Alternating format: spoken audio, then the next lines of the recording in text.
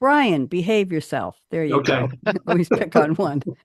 All right. Sending in the fee if you're ready for it, Bonnie. Thank you very much. Yes. Have a great show. Thank you, Jordan. Here we are. Where does yesterday's future, which is already here, meet today's future, which is about to happen, and tomorrow's future, which could be just minutes away? Welcome to Technology Revolution, the future of now, where host Bonnie D. Graham asks savvy futurists for their predictions about the tech-driven trends that are shaping our future right now. Here's your host, who will take us into the future of now, Bonnie D. Graham. Thank you, voice of intro, Bonnie D. in the house. Happy to be here. I just was delighted to find out that my guests have moved schedules around and moved earth and sky and water in order to be able to be here because they say it's so much fun on this show. And I'm very grateful to be talking about technology. I found out that people here where I live have never heard of ChatGPT and they're not even sure what AI is, but we certainly know. And we're going to ask AI, in particular ChatGPT today. I don't know if anybody else used a different LLM, but I'll get to it in a second. Ask it to hallucinate for us. What, Bernie? You're serious? That's a problem. No, it's not. We're going to ask it to pretend to be people who were once alive, oh my, in the arts. We're going to ask it to be people who never existed, who were fictional in the realm of sidekicks. Oh my goodness, doesn't that sound interesting? So I have four beloved panelists. I can say that to all of you who are my regular. I'd like to think you're all my sidekicks here. So we've elevated you from futurist to sidekick futurist. There you go, futurist sidekicks. And we're going to talk about these conversations today. So it's going to be a little bit different. We're going to skip the opening quotes and just go to conversations. But of course, I have an opening poem that I co-versed with ChatGPT, and I'd like to read it now. Panelists, when I call your name, I don't have a separate poem for each of you today, so I'm not renting it out. But when I call your name, just wave furiously because they're watching us. We actually have viewers on LinkedIn right now. Bless your soul. Bless your hearts. Okay, here we go. Good morning, dear audience, to our tech-filled space where the future unfolds at a rapid pace. Welcome to Technology Revolution, the future of now rendezvous with me, host Bonnie D, and her Scarlett microphone, exploring the future with curiosity anew. There's a rhyme in there somewhere. In the realm of AI, conversations will transcend as we shift from the past into the future, reality to bend. What would past arts celebrities, creative voices once clear, say about AI if they were now here? What would sidekick personas who were just second string say about AI if they caught the brass ring? I hope you like that, Bryan. You haven't smiled yet. I'm waiting. Joining me on the futuristic ride, Bob Ficken, wave, Mary Nunaley, wave, Bryan W, Mattimore, wave, and Tom Madonna in their futurist stride, or futuristic, I should say. So buckle up, dear audience, watch or listen to our table round into the future of now. AI sparks voices that we hope will resound. What'd you all think? Pretty cool? Not bad. Nice. Bryan, we need a thumbs up. Yeah, everybody's got to do a thumbs up. Okay, that's de rigueur. Thank you very much. Happy to have you all here. Let's do a quick round of introductions. And the order today, oh my goodness, and then I have a little chat I did with Elvis. But the order today is we have Bob, and then Mary, and then Bryan W. Not just Bryan W with a Y, and Tom. So Bob Ficken, let's just pretend, well, Bob, there's 8.3 people in the world who don't remember you. I don't know what they've been doing, where they've been hiding. I'm very, very embarrassed for them. And same for all of you. So Bob, do a quick introduction. What's your passion for AI? A little about your background, and why do you keep coming back when I invite you? Bob, welcome. Well, if those 8 people are the ones that called me Chicken Ficken when I was going through grade school, look at me now. So I've been in HR long enough to go back to when it was personnel, a little over 20 years and all that. I've been a university professor for almost the same length of time, teaching courses in leadership and ethics and conflict resolution. Not that there's any ever of that, and of course now I'm the AI officer for an organization that I'm with.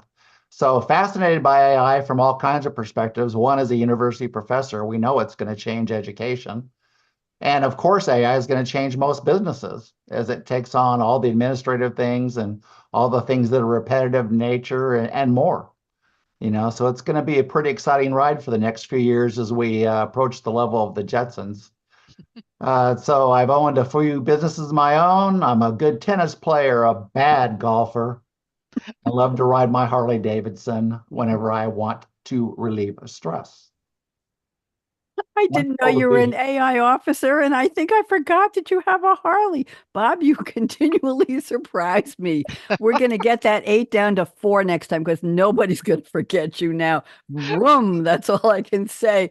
Mary, we're going around the table. Mary, our lavender lady, our lavender dragon. Mary, welcome back. Why don't you give us a quick refresher? What do you do and why are you here? Welcome, Mary. Thank you. Thank you for the welcome. So I am the co-founder of the Lavender Dragon team. We're an instructional design agency. We have really been helping our clients learn how to implement AI into their course creation process, the good, the bad, and the ugly. We're working to develop a matrix of the best tools for different tasks.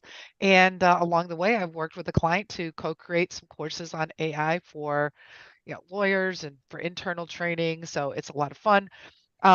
Unlike Bob, I am a horrible tennis player, but my son used to be a competitive tennis player.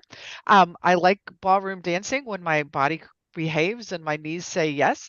And I love to read lit RPG, which is really cool. So if you're into role-playing games, there's a whole genre of fiction that's called lit RPG. So they weave game elements into the stories. And when I'm bored, I like to crochet dragons and other magical animals.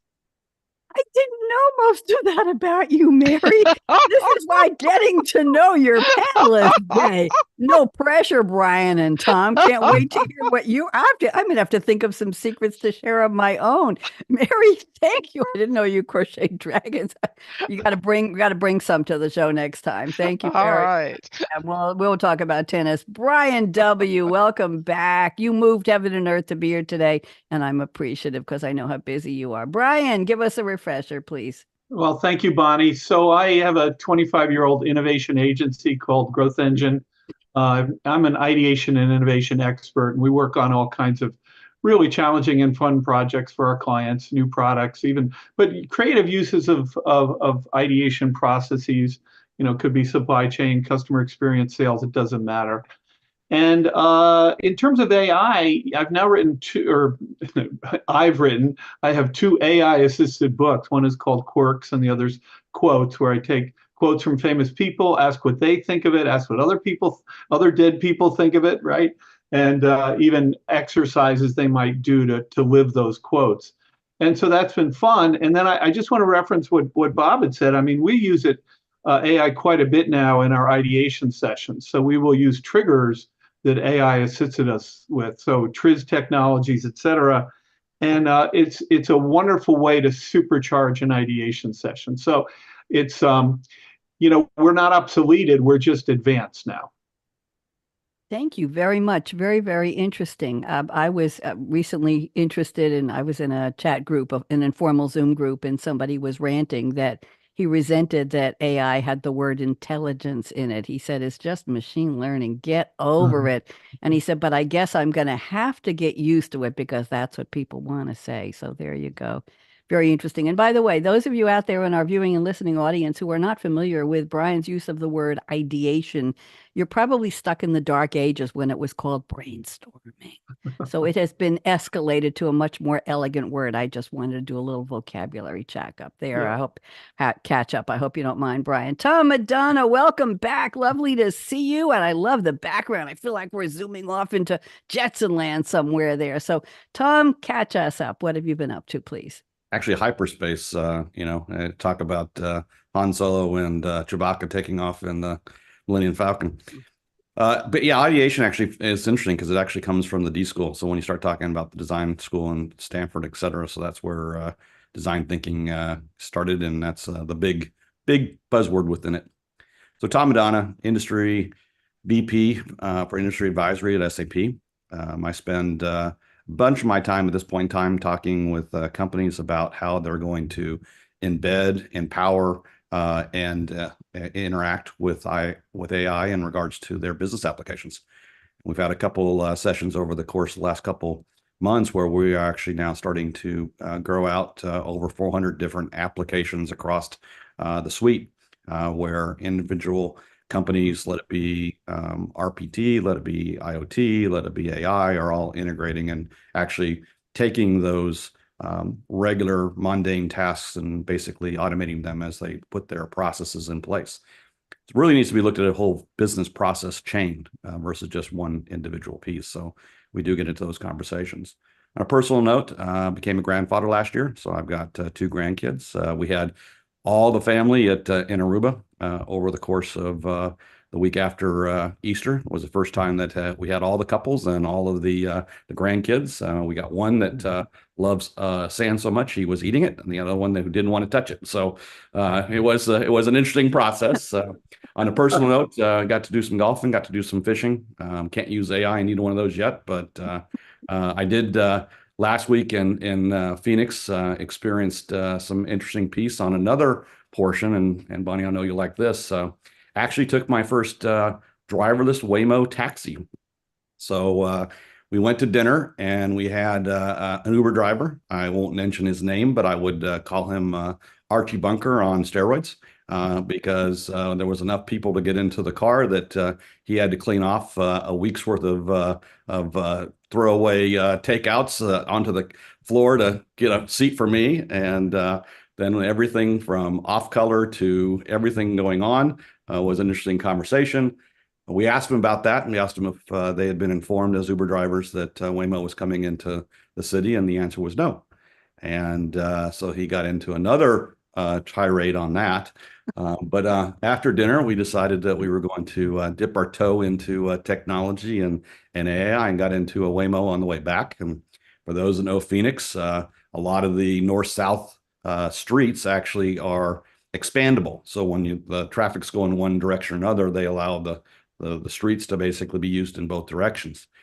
And the light had changed green, and they were pulling out of the parking lot of the restaurant at 40 miles an hour. He decided to go into the merge lane, which was happened to be going in the right direction, and get into the lane without a problem. Proceeded down multiple pieces. You know, one of the things about the process is the ability to go through, the constant cruise, which was all good. Then we had a car decided he wanted to merge in and almost T-boned the car. It stopped, but we were able to watch all of the different pieces of AI in regards to the cameras, the execution, the people walking, the bikes running around, and all the different cars going. So it was very, very interesting. I've had a lot of conversations, and I've had a lot of opinions from people who have basically talked about you're taking your life in your own vein and everything else that goes with it. But it was the first time to get in one, and I think I will be using them in the future. Then we're going to have to get you to bring 3 other people who've had similar experiences and lived to tell, Tom, to do a show on the future of, I was going to do a show on the future of automotive design, the in-cab experience, if you will, whatever you call it, the inside experience, the comfort level, the security, what we do with our data and all that. And I couldn't get enough people to be on that show. Everybody who'd done a show on the future of automotive bailed on me. We don't do inside the car. We just want to talk about the technology. So we're going to get you to find 3 other people with me, and we're going to do a show on. Yes, that was a live one, and then I've also had the experimental one with the geofencing from the other company. And that was not as exciting and not as delightful of a design. So, well, I'll just say we're glad you're here. Thank you for the stories. Yes, bravo. He survived his car rides. Okay, his taxis. I want to kick off the conversation part of the show with a little query I did to ChatGPT asking how Elvis, dearly departed, I think he has left the building, but we're bringing him back through a little ChatGPT hallucination, how he would use AI in his music if he were here today. And here's the query. Hey, Elvis. And I asked ChatGPT, Mary, to be the querier of Elvis in poetry. You know how I love the chat poem. So just a brief one, and then we'll go. Bob, you're up next, and I will tell you where we're going to go. So, hey, Elvis, musical maestro, in this age of AI, how would you let your melodies flow? Would you let algorithms sway to your tunes, enhancing your rock and roll under digital moons? That was the query. And here was the answer where ChatGPT speaks as Elvis. In this digital age where circuits align, I see visions of a future both bold and fine. My guitar, now tuned to the grace of AI, plays melodies anew, beneath the cosmic sky. Algorithms whisper to each string I strum, enhancing the twang, making the music hum, predicting the chords with each rhythmic bend. In my hands, a virtuoso blend. Sequins and glimmers in the stage's warm light, I bedazzle at a shimmering sight. AI, my stylist with fashion finesse, creates outfits that dazzle, a sartorial success. In the rhythm of pixels where performances unfold, I, Elvis, in sequins and AI, my story will be told. The stage a canvas for my musical might. In this AI era, I continue to shine bright. What'd you all think of that? Pretty cool? Did it ask for a peanut butter and banana sandwich? No, but I'm going to have one for lunch right after this on raisin bread. I don't know if he did that, but yes, I think of Elvis from time to time. Requires ripe bananas. Bob Ficken, you're up first. Let's go to our past people in the arts first, and then we'll do one round all the way through and one round with the sidekick. So, Bob, you're going to start this off. You asked AI to talk to Glenn Frey, and you're going to give us a little background. Glenn Frey, musician, member of the Eagles, went out to be a solo. How would he react to AI? So, Bob, why don't you tell us how that conversation went, please? Kill it where it stands. No. It was pretty interesting. I'm a big fan of the Eagles. One of my growing up bands that I definitely have followed most of their individual careers as well as their group. He was a tremendous songwriter. Him and a couple others really wrote a lot of great songs. Take It Easy. I've actually visited the statue in Winslow, Arizona, but no girl in a flatbed Ford showed up. Mary and I will see about that. I'm sorry, Mary. Go ahead, Bob. So I had AI ask him about the complexity of the music industry, potential implications of AI. Well, it turns out Glenn was known for his adaptability and willingness to embrace new technologies in music production. So I think he probably would have fit in today just fine. He might see AI as another tool in the musician's arsenal, something to be integrated into the creative process, rather than be feared or rejected outright. So I thought that was pretty interesting. His only concern would be, as someone who was a creator in music, he might be wary of AI-generated music that lacks the emotional depth or personal touch of human expression. I don't know, Tom and I and everyone on this panel could probably have a good conversation about exactly when AI will be able to accurately detect emotions and convey the human experience, because it's not far off. But Glenn would be a little concerned about it today. He collaborated with so many musicians throughout his career, so he would just simply view AI as a potential collaborator, which I thought was pretty interesting. How would he do anything with songs, particular lyrics? Would anything change? Hotel California or anything? Desperado, Lion Eyes. Would anything change in terms of AI's impact on his songwriting? Bob, did you explore that? I asked him a little bit about that, and he said that he thought that AI would eventually, if not now, would have the ability to actually form better chord progressions and things like that because of its ability to be generative in nature. So once it learned the art of music formulation and creation, it would be able to actually probably do a better job of assembling the different instruments and all of their chord progressions throughout the song.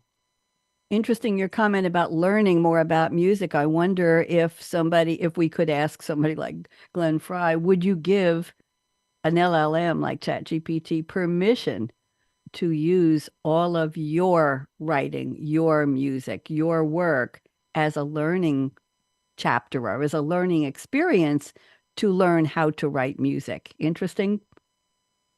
Yeah, I mean, Don Henley, his partner in songwriting, wasn't as creative as Glenn, but I think Glenn would have been willing to work with AI to give it permission. I think if he were here today, he and the rest of the group would have already formed an Eagles app, an AI module. Interesting.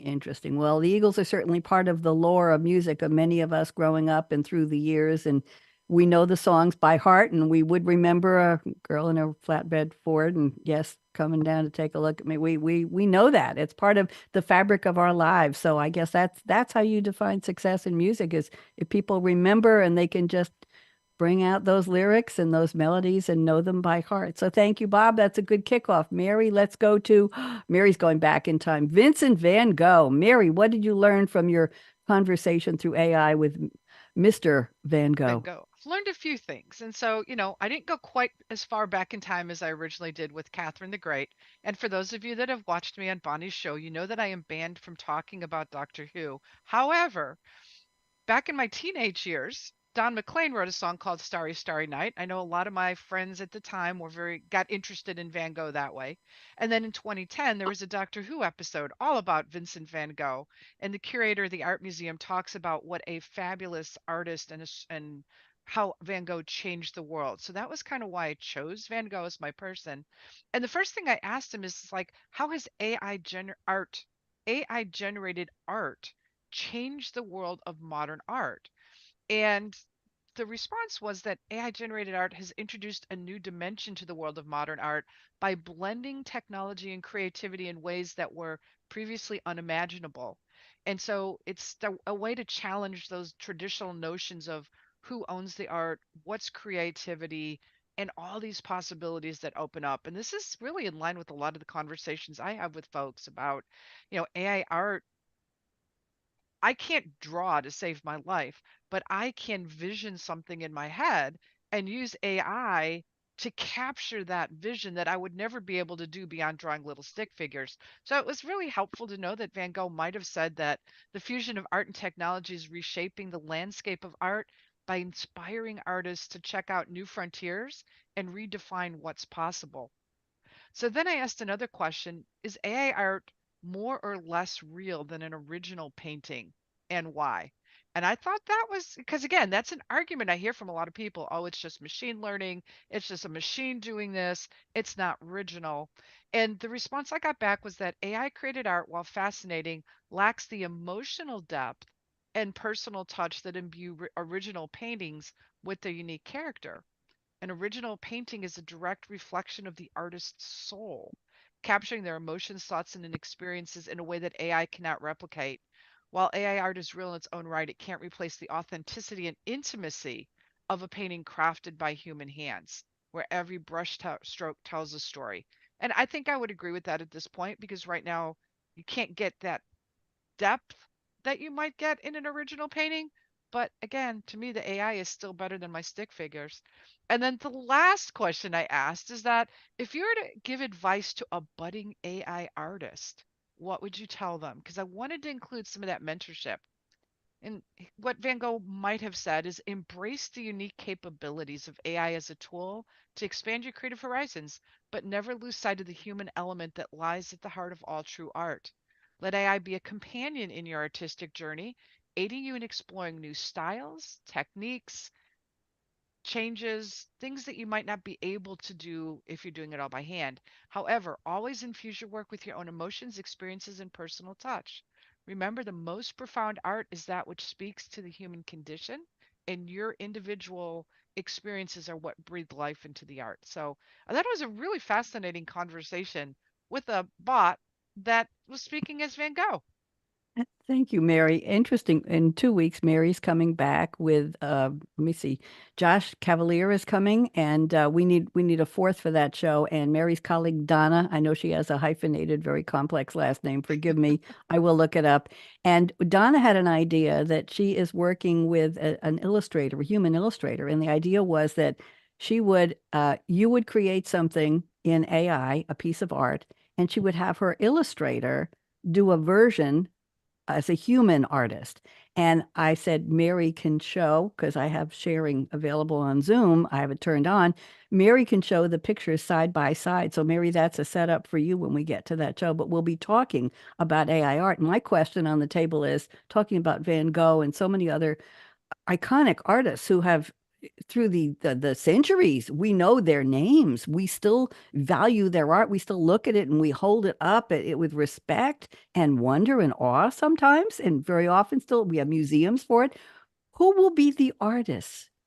Will there be artists who will be remembered in the next 20 to 50 years, who will be the next? But AI, human who used AI to create the next masterpiece. I'm on Night Cafe Studio, Mary, and there are challenges going on all day long, and artists are posting the most unbelievable art in that Yes. sidebar. that just goes up. I'm wondering who the famous ones will be outside of the world of Midjourney and ChatGPT. And we'll talk about that in 2 weeks. So thank you very much, Mary. Thank you. Bryan W., you're ready. Fran Striker, let's talk. A lot of people might not recognize that. It's not a household name, Bryan. So make it one. Go ahead. Yeah, I would presume 99.9% have never heard of Fran Striker, and yet he was one of the most prolific authors that our country has ever known. He created The Lone Ranger, he created The Green Hornet, he created Sergeant Preston and the Yukon.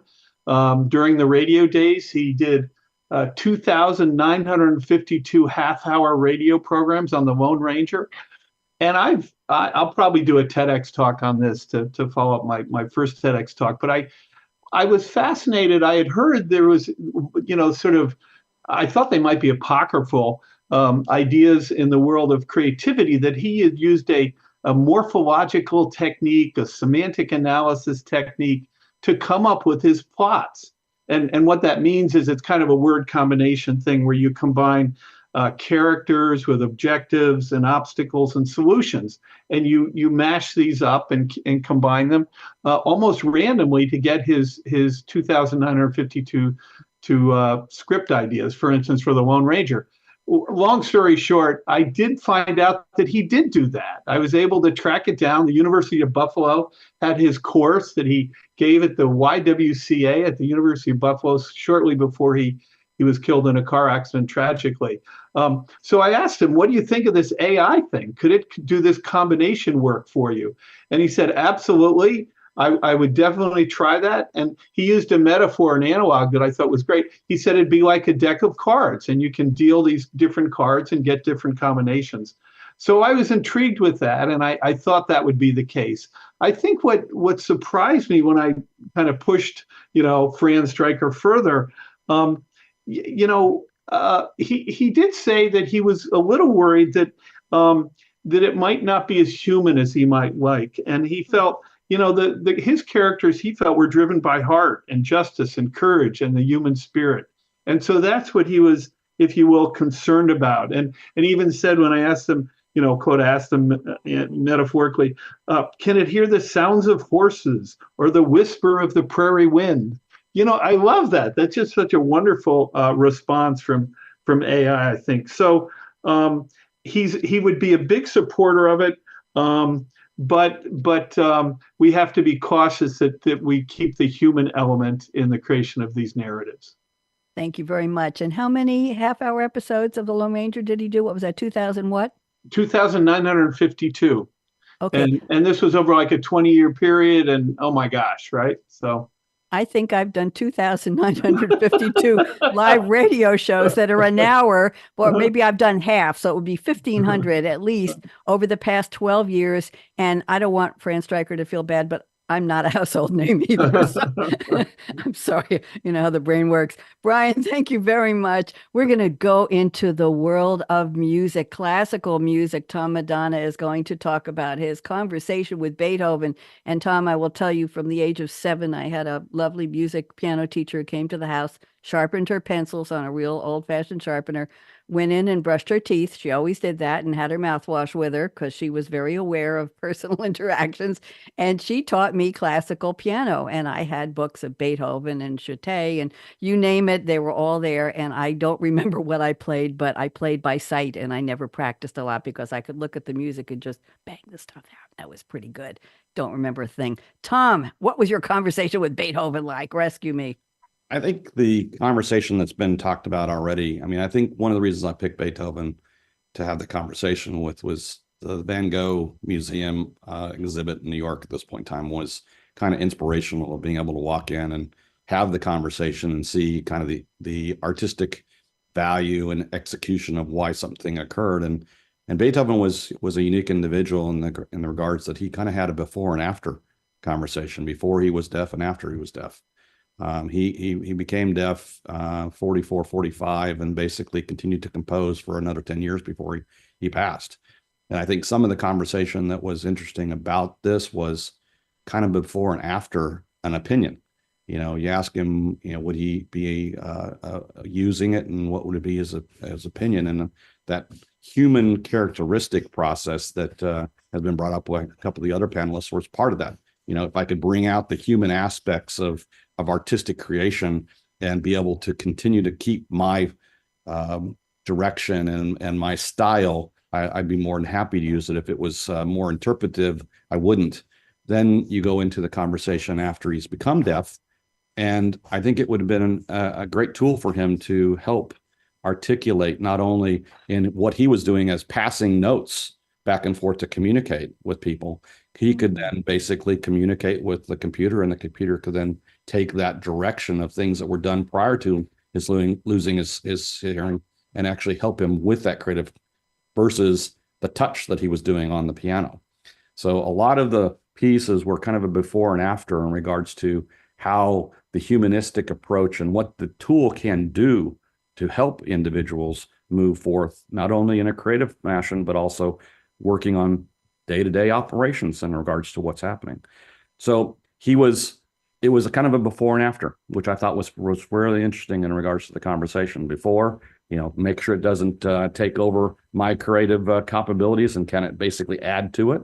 And after, it was more of an ability, a crutch, an ability to assist what he was doing and how he was going after it. But in general, if you found that it was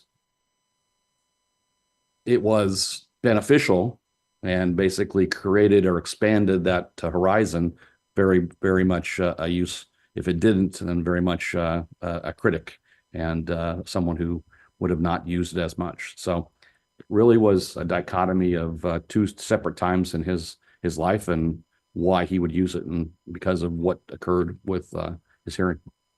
Assistive technology, very interesting. Tom, did you select Beethoven as your past person in the arts because of the before and after? Did you think about that, or did you just like his music? I do like his music, but I was also trying to think of, okay, so what would be a realistic stretch for the next step in regards to some of the technology and what it could be used for, and what's actually being used for today.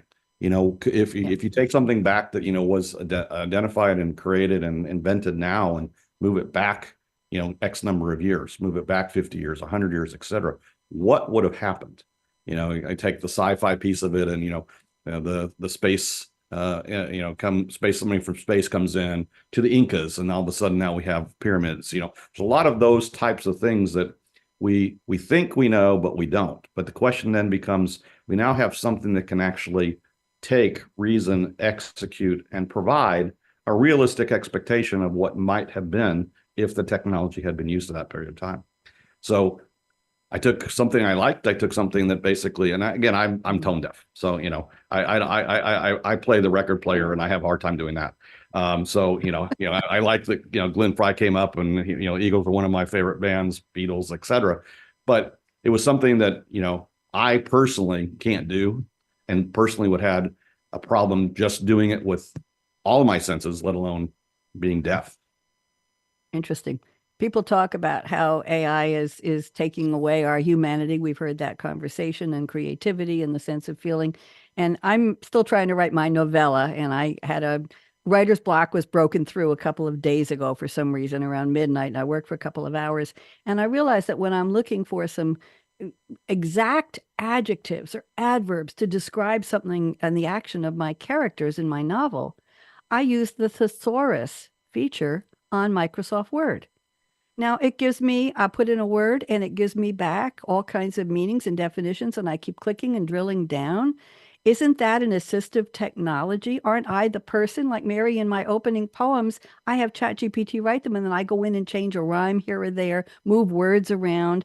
But isn't that, they're yelling and screaming, AI is taking away. No, it's helping me. But so is something as old-fashioned as Microsoft Word. I love, and sometimes I'll put a string of adjectives together, and I'll just sit there and I'll read it. Okay, put commas in and make a whole string of a description, and it helped me. But I don't feel like something terrible has taken over my creativity. So it was dawning on me that we've been using support technologies for a long, long time. We didn't call it AI. Microsoft Word just got a bunch of words that somebody put into a dictionary and said, You can use these as a thesaurus, as a synonym, as an antonym. Anyway, I'm ranting. Thank you all for the real live characters. I think we've come up with some similar themes. Let's go to the sidekicks now. This is going to get even more fun. Bob Ficken, you picked Robin. Da da da da da da da da da da da da da da da. Who's Tom? You said you're tone deaf. Can you hear that? Da da da da da da da da. It wasn't the Jaws theme. It was Batman. Okay, Bob, tell us a little bit about crime fighting and AI and what would Robin use AI for? Go ahead. So Batman's sidekick, for anyone that doesn't know Robin, it's kind of interesting. At the time of the show, Robin was the younger and perhaps more idealistic, part of that duo.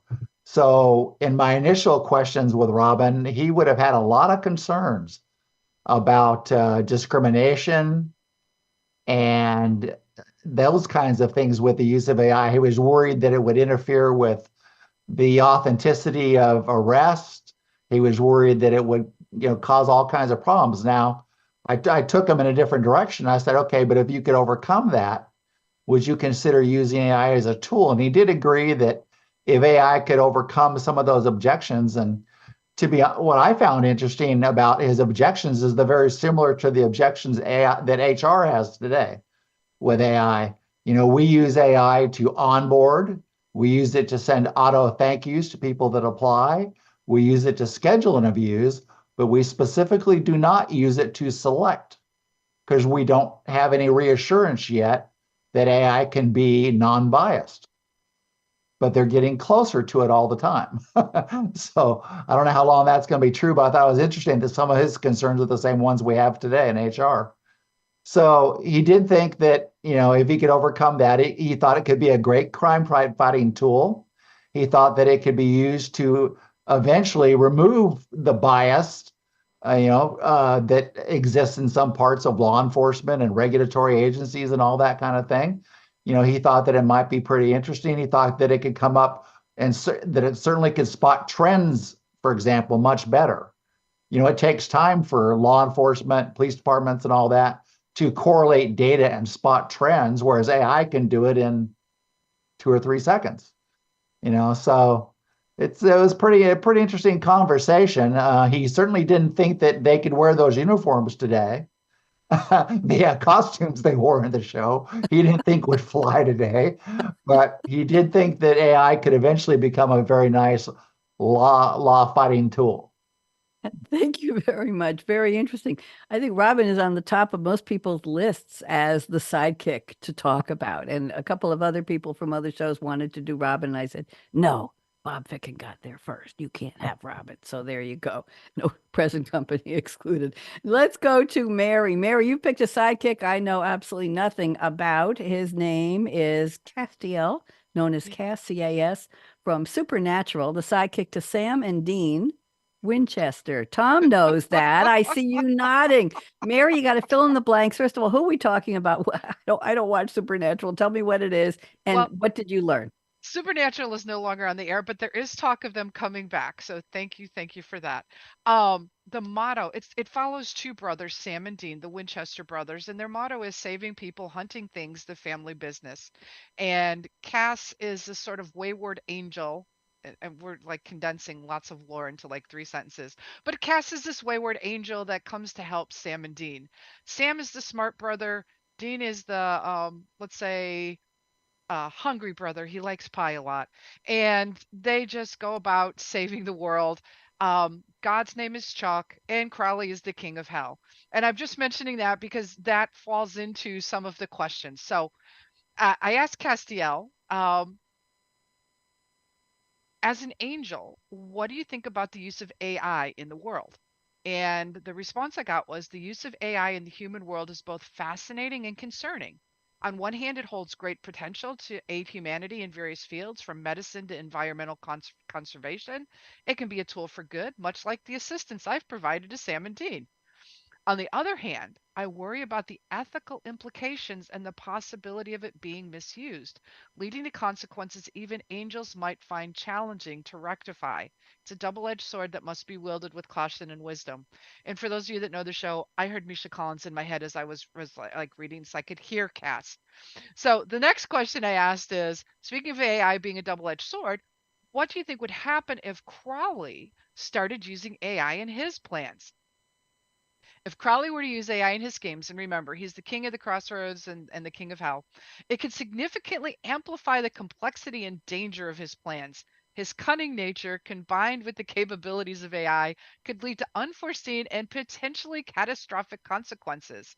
It would be imperative for Sam Dean and myself to stay vigilant and adapt our strategies to counteract any AI-enhanced plots he might devise.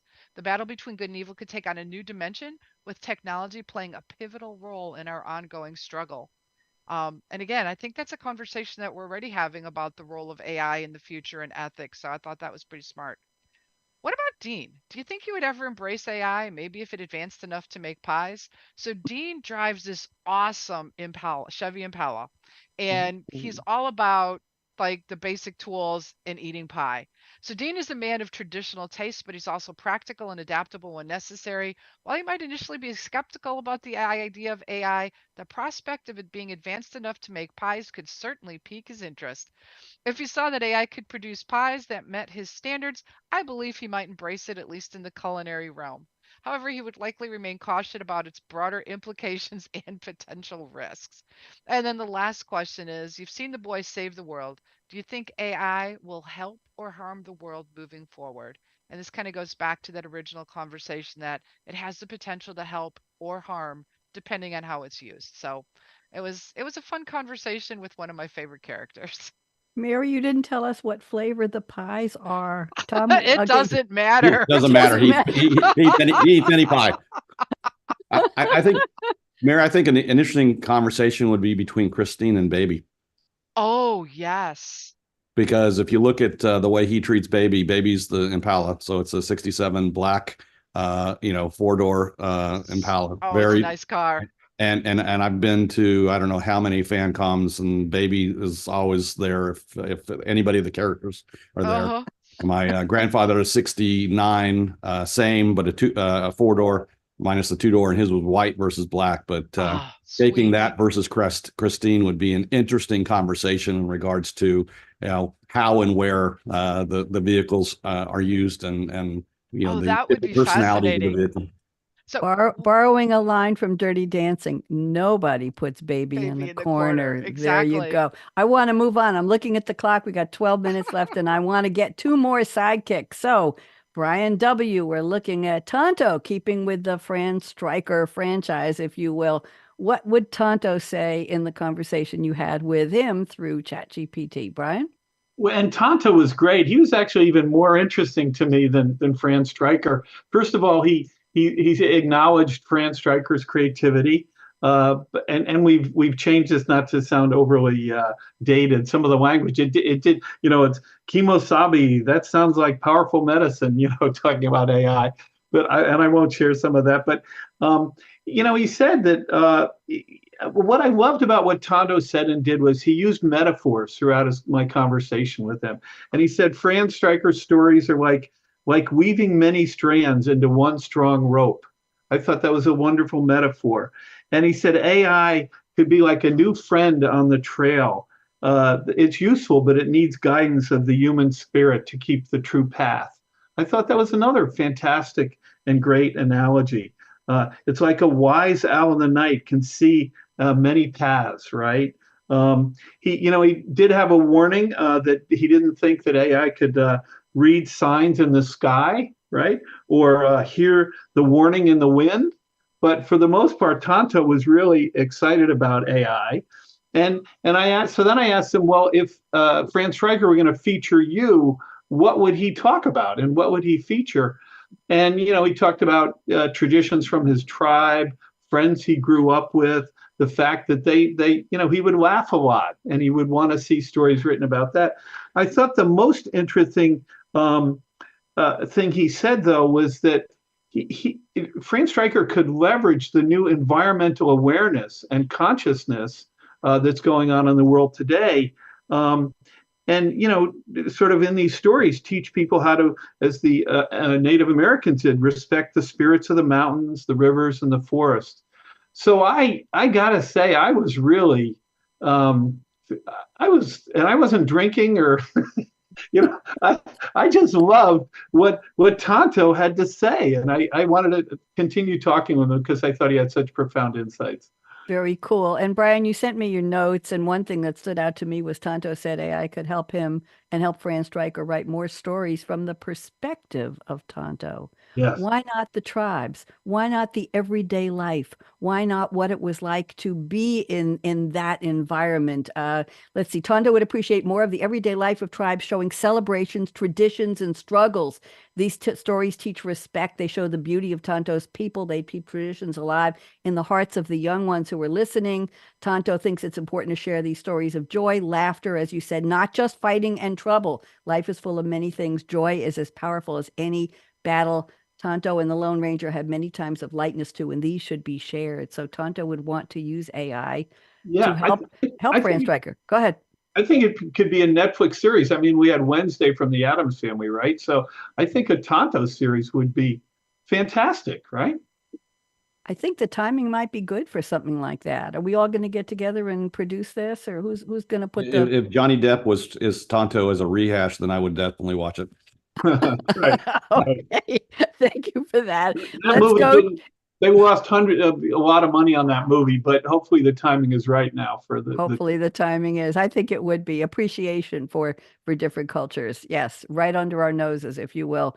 Tom Madonna. Tom said to me, I'm not going to pick a fictional sidekick. I'm going to pick one of the most famous sidekicks everybody saw 5 nights a week on major TV for 30 damn years. And it's going to be Ed McMahon, because who in the world knew how to say, here's Johnny, better than Ed McMahon? So Tom, I said, you did such a good job with that.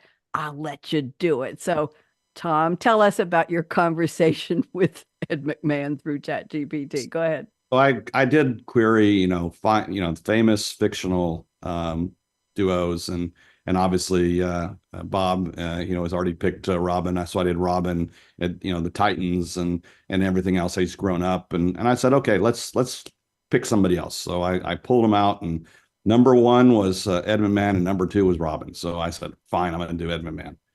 So if you think back, Ed was Johnny's sidekick. He was the straight man, and he had to crack a joke. He had to basically come up with something immediately upon Johnny saying something. He had to be the laugh. He had to bring the audience out, etc. So there was a lot of spontaneity that he had in his job, and that's not been replaced by anybody that's been out there. There's been several sidekicks on a lot of late night shows, but nobody that's been as active in a show as he was. And so some of the questions were, what do you think about AI? Would you use AI, et cetera? And it went down the path of spontaneity and stand-up comedy and being able to boost that and have all these joke books. And well, if all these joke books were immediate, I could basically come up with a joke before Here's Johnny comes out. But again, it was the human connection with the audience that he kind of brought back out that I found interesting. He would want to use it. He would want to come up with ideas, but he still would have his ideas, his 2 or 3 go-to lines that he would bring back up. I think the other piece of it was interesting, and Bonnie kind of pinged me back on a couple of things and said, well, what about this and what about that? So I went back and asked a couple, and it got to a point of, do you think you ever could have stepped into Johnny's shoes using AI versus not? And it was an interesting conversation back. Did he want to do that? Did he not want to do it? Would it be a scenario that he could have accomplished what Johnny did in 30 years, et cetera? And he was hesitant to basically say yes, but you could kind of hear, if this occurred, this occurred, this occurred, yes, I could. But it was another ability to enhance the things he was doing and the abilities of taking what he had learned through the interaction with Johnny and the interaction with the stand-up comics to bring it back, which I thought was very interesting, of taking, again, a tool and applying it to something going out. But again, the human concept to it, the human aspiration of enhancing one's ability was the main underlying characteristic to it. And I think the one thing that really came back to is if I could use it, I could get it fast and it made sense and hit with the audience, I would definitely be, a proponent. If it didn't, then I would have to move it to the side. And that was interesting because obviously dichotomy of Robin, using it to basically do something to help, go down. This was, hey, I want to use it for a characteristic as well as a emotional context to the audience I'm actually dealing with. So it was an interesting, different spin on the process and different spin on who I picked. Thank you, Tom. Very interesting. Two things. I was a big fan of Craig Ferguson's show. Bob, I will ask you in a second. Big fan of Craig Ferguson's show. He I don't know whether he was improvising the whole thing or he had huge cue cards in the audience, but he would literally walk up to the camera, almost put his face in it. But I believe he had Jeff, who was supposed to be a robot sidekick, right, Mary? And it was always interesting. So what if a late night show had somebody sitting on a keyboard inputting their jokes from the script, from the opening monologue, and getting AI's responses that would come across in a digitalized voice to the repartee, Tom? What if instead of an Ed McMahon, you wouldn't see it, but say, yeah, Jimmy, well, Kimmel, well, it sounds more like Fallon right now. Are you sure you're on the right channel? I'm making this up. But anyway, wouldn't it be interesting if, because we're talking about retrospect, past conversations into the future, but what if a sidekick was actually an AI that somebody was feeding the jokes into, feeding the monologue, and somehow, now we talked about Tonto not being able, Bryan, to hear the wind and see the stream or hear the river. Well, the AI wouldn't be able to hear the audience, but the person inputting it could say audience major applause, and that could come. I think that'd be interesting. I think we should all get together and produce something like that. Bob, you've got 1 minute to respond. Please go ahead. No, I don't need to. You asked the same question I was going to, Bonnie. I was going to ask him if he thought AI could ever be the sidekick. Yeah, wouldn't that be interesting? Wouldn't that be fascinating? Bonnie, Yes. in my book Quirks, where I took quirks from famous people, I had them AI write jokes about those quirks, and I gotta say, AI was not good at the joke thing. I had to go through probably 300 jokes to get the 3 that I might include in the book. So I think AI still needs work on its humor. But that being said, it will probably get there to the point where it will be actually funny and ironic and sarcastic and wonderful. Now you know what a writer's room is like. You know how many hundreds of jokes they go through until the person who's the host gets to say, yes, I'll take those 4 of those 5. Mary, go ahead. 1 minute. I was going to say, just to Bryan's comment, I think it also goes back to like what Van Gogh and some of the AIs were saying is the human element. Jokes are so individually human. Like we used to have a saying in our family, it's not funny if if nobody gets it. And like what's funny to me might not be funny to you. And so learning how to build that comedic timing, I don't know how AI is going to pick that up quickly. I was a stand-up comedian for a long time with my own troupe on Long Island called Bonnie G and Da Boys, Daboyz. And we performed in Borders bookstores. We got thrown out of one.